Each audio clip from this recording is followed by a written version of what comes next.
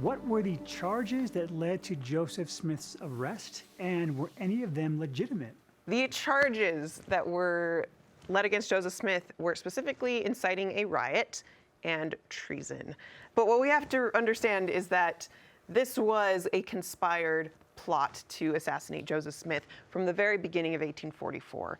This is coming from multiple fronts, from both dissenters within the church who had left and were upset with Joseph, and people outside of the church who were feeling threatened by the power that Joseph Smith and Nauvoo were gaining politically. So as far as the actual charges, though, Joseph Smith had the Nauvoo Expositor newspaper suppressed.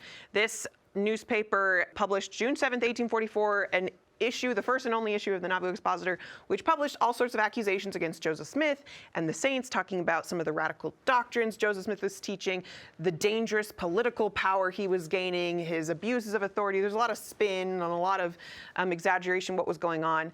And Joseph Smith saw this as dangerous to the peace and the safety of the saints in Nauvoo, because very similar libelous accusations that were made in newspapers and presses in Missouri ended up leading to a lot of persecution and violence against the saints in Missouri. So in Joseph's mind, this was like a very real threat to the safety of the people. And so they deliberated for multiple days with the Nauvoo City Council to deliberate over what they were supposed to do, the legality. They end up deciding that the Nauvoo Expositor is a public nuisance in the legal term, so they destroy the press.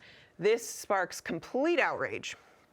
And because of that, Joseph Smith and Hiram are charged with inciting a riot because they were so outraged about this suppressing of a press.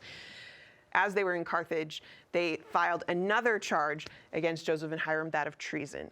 Essentially, as soon as it became clear that Joseph needed to submit himself to the authorities, he was very fearful of the safety of the saints. There was rumors and mob violence and things going around on the outside that were threatening to come to Nauvoo and harm the saints. And so Joseph Smith took the Nauvoo Legion, the militia of their city, and instated martial law so that the militia could protect the city and defend it against any potential violence that could happen while he was gone. From the perspective of outsiders, that looked like he was starting to incite a rebellion, which was not the case, but to an outsider, that's what it looked like. And so they decided to charge him with treason for instituting martial law in Nauvoo.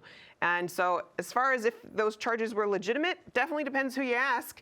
But I think there's a lot of compelling evidence to say that Joseph Smith and Hiram were acting in good faith on the best legal grounds that they knew how, in the interest of protecting the saints of Nauvoo and keeping the peace in the community at large.